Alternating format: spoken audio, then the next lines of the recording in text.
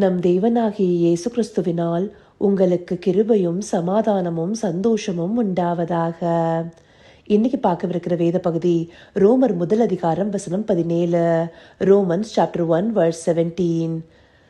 விசுவாசத்தினாலே நீதிமான் பிழைப்பான் என்று எழுதியிருக்கிறபடி விசுவாசத்தினால் உண்டாகும் தேவநீதி விசுவாசத்திற்கென்று அந்த சுவிசேஷத்தினால் வெளிப்படுத்தப்படுகிறது. இந்த வசனத்துல முதலாவதாக விசுவாசத்தினாலே நீதிமான் பிழைப்பான் என்று எழுதியிருக்கிறபடி இது எங்க எழுதப்பட்டிருக்கு? பழைய ஏற்பாடுல இருந்து பவுலடியார் கோட் பண்றாரு. ஆபகுக் 2:4 நமக்கு பின்பாதியில இந்த வசனம் கொடுக்கப்பட்டிருக்கு. தன் விசுவாசத்தினாலே நீதிமான் பிழைப்பான். அதை தான் அவர் இங்க கோட் பண்றாரு. அப்படி பழைய ஏற்பாடுலயே விசுவாசத்தினாலதான் நீதிமான் பிழைக்க முடியும் அப்படிங்கிறத நமக்கு தெளிவா காண்பிச்சிருக்காங்கன்னா அதற்கு அவங்க சிறந்த உதாரணமா பார்த்தது ஆபிரகாம தான். ஆபிரகாம் தேவனை விசுவாசிச்சு அதனால நீதியாக காணப்பட்டாரு.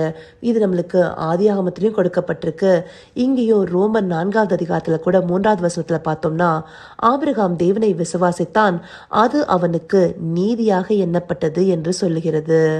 அப்போ ஆபிரகாமானவர் தேவனை விசுவாசிச்சு அவருடைய சொல்லுக்கு கீழ்ப்படிந்து அவர் சொன்னவற்றையெல்லாம் செய்தாரு. அப்படி கீழ்ப்படிந்து தேவன் பேர்ல அன்பு கொண்டு அவருடைய வாக்கின்படி நடக்கிறதே விசுவாசம் இல்லையா? அந்த விசுவாசத்திற்குள்ள அவர் வந்ததுனால்தான் ஆண்டவர் அவரோட உடன்படிக்கை பண்ணி அவரை நீதிமானாக காத்து கொண்டாரு. அப்படி அவர் தன்னுடைய சொந்த கிரியைகள்னால அல்ல, தேவனால அவர் நீதியாக்கப்பட்டிருக்காரு இல்லையா? அதே போலதான் கிறிஸ்து நம்மளுடைய கிரியைகள்னால இல்லாம அவரை நாம விசுவாசிக்கிறது மூலமா நம்மள நீதியா மாத்துறாரு. அதுதான் இந்த 1 நம்மளுக்கு தெளிவா சொல்லப்பட்டிருக்கு.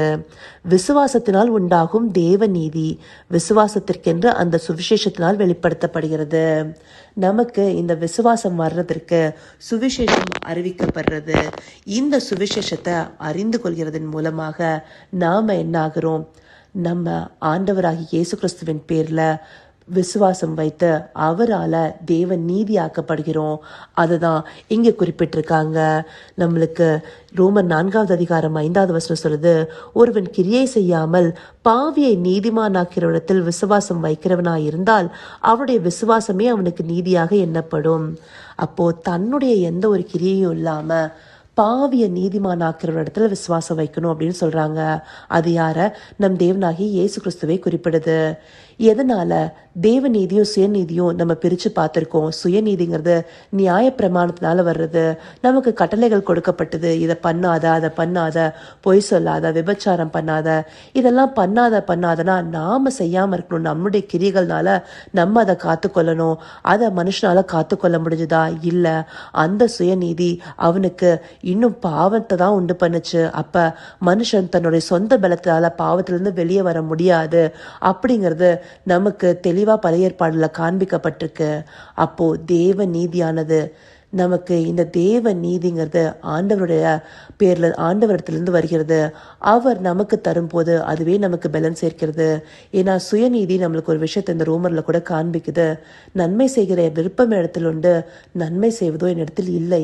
அப்படி அந்த விருப்பம் மட்டும்தான் இருக்கு, ஆனா என்னால் நன்மை செய்ய முடியல அப்படிங்கறத தெளிவா காண்பிக்குது.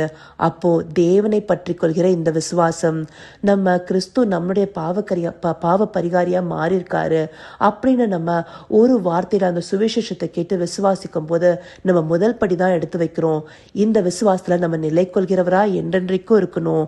ஏன்னா இது நம்மளுக்கு எபிரேயர் 10 38 39 பார்த்தோம்னா நம்மளுக்கு தெரியும். அங்கேயும் விசுவாசத்தினாலே நீதிமான் பிழைப்பான், பின்வாங்கி போவானால் அவன் மேல் என் ஆத்துமா பிரியமா ஈராது என்கிறார். அப்போ இந்த விசுவாசத்துல நிலை கொள்கிறவர்களா இருக்கணும். இல்லைன்னா பின்மாற்றம் அடைஞ்சா தேவன் அவங்க மேல பிரியமா இருக்க மாட்டாங்க. அதுக்கு மேற்படியா இருக்கிற வசனத்துல சொல்லப்பட்டிருக்கு, நாமோ கெட்டு போக பின்வாங்குகிறவர்களாய் இராமல் ஆத்துமா ஈடேற விசுவாசிக்கிறவர்களாய் இருக்கிறோம். விசுவாசிக்கிறவர்களாக இருக்கிறோங்கிறது ஒரு கண்டினியூஸ் டென்ஸ். எப்பொழுதுமே அந்த விசுவாசத்தில் நிலை கொள்கிறவர்களா இருக்கணும். அந்த விசுவாசத்தில் நிலை கொள்கிறதுக்கு நாம என்ன பண்ணணும்? சத்திய வசனத்தை அறிந்து கொள்ளணும். விசுவாசம் கேள்வினால் வரும், கேள்வி தேவனுடைய வார்த்தையினால் வரும். இந்த சத்திய வார்த்தைகள் ஒவ்வொன்றும் நாளுக்கு நாள் நம்மள இந்த விசுவாசத்துல அதிகமா உறுதிப்படுத்துது. அதனால்தான் இந்த வார்த்தைகளுடைய சத்தியத்தை நம்ம அறிந்து கொண்டு அதன்படி நடக்க நடக்க இயேசு கிறிஸ்துவானவருடைய அந்த அவருடைய சாயல் இந்த வார்த்தைகள் மூலமாவே நமக்குள்ளார வருது. அப்போ அந்த விசுவாசமே அவருடைய சாயலை நமக்குள்ள கொண்டு வந்து அதன் மூலமாக தேவ நீதியா மாற்றுது. இதனால்தான் 2 கொரிந்தியர் 5வது அதிகாரம் 21வது வசனத்துல நாம் அவருக்குள் தேவனுடைய நீதியாகும் படிக்கு, யாருக்குள்ள? கிறிஸ்துவுக்குள்ள தேவ நீதியாகும் படிக்கு. அப்படிதான் நம்ம சுவிகார புத்திரராக்கப்பட்டிருக்கோம். எப்படி? இயேசு கிறிஸ்துவ விசுவாசிச்சு அவருடைய ஜீவன் நமக்குள்ள வரும்போது நாம அவருடைய சுவிகார புத்திரர்களாகி தேவனுடைய நீதியாக மாறுறோம். இத வசனங்கள் நம்மளுக்கு தெளிவா காண்பிக்குது. அப்ப இந்த விசுவாசத்துல நாம ஆரம்ப படியில மாத்திரம் நிற்காம அதில் நிலை கொண்டு அதுல வளர்கிறவர்களா இருக்கணும். அப்படி வளரும் போது நம்முடைய ஆத்துமா ஈடேற நமக்கு தேவனே அவருடைய நீதியை கொண்டு நடப்பிக்க பண்ணுகிறாருங்கிறதே இந்த வசனத்தின் மூலமா ஆண்டவர் காண்பிக்கிறாரு.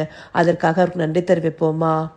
கர்த்தாவே, தேவாதி தேவனே, உமக்கே இந்த வேளை நன்றி தெரிவிக்கிறோம் ராஜா. அப்பா, விசுவாசத்தினால் நீதிமான் பிழைக்கிறான் என்ற வார்த்தைகளின்படி இந்த விசுவாசத்துல நாங்க சுவிசேஷத்தை கேட்டு ஆரம்ப நிலையில மாத்திரம் இல்ல, அதுல என்றென்றைக்குமே நிலைத்திருக்கிறவர்களாய் கிறிஸ்துவை பற்றி கொள்கிற அந்த விசுவாசத்துல முழுமை அடைந்து அவருடைய சாயலை நாங்கள் தரித்து கொள்பவர்களாய் உம்முடைய நீதியாக காணப்படணும் தகப்பனே. அதற்கு இந்த சத்திய வார்த்தைகள் எங்களுக்கு உதவி செய்து அதை அனுதினமும் நாங்கள் தியானித்து அந்த சாயலை தரித்து கொண்டவர்களாய் மாறுவதற்கு எங்களுக்கு தயவு பாராட்டுங்க ராஜா. அதனாலேயே எங்களுடைய ஆத்துமாக்களை நாங்கள் காத்துக்கொள்ள முடியுங்கிறத எங்களுக்கு இந்த வசனங்கள் மூலமா காண்பிச்சிருக்கீங்க தகப்பனே. விசுவாசத்தினால தேவ நீதியில நிலை கொள்வதற்கு எங்களுக்கு நீங்க தந்த இந்த ஸ்லாக்கியத்திற்காக உமக்கு நன்றி தெரிவிக்கிறோம். சகலவித துதி மகிமை கனம் யாவும் ஒருவருக்கே செலுத்திறோம். இயேசு கிறிஸ்துவின் மூலமாய் வேண்டிக் கொள்கிறேன் பிதாவே. ஆமென், ஆமென்.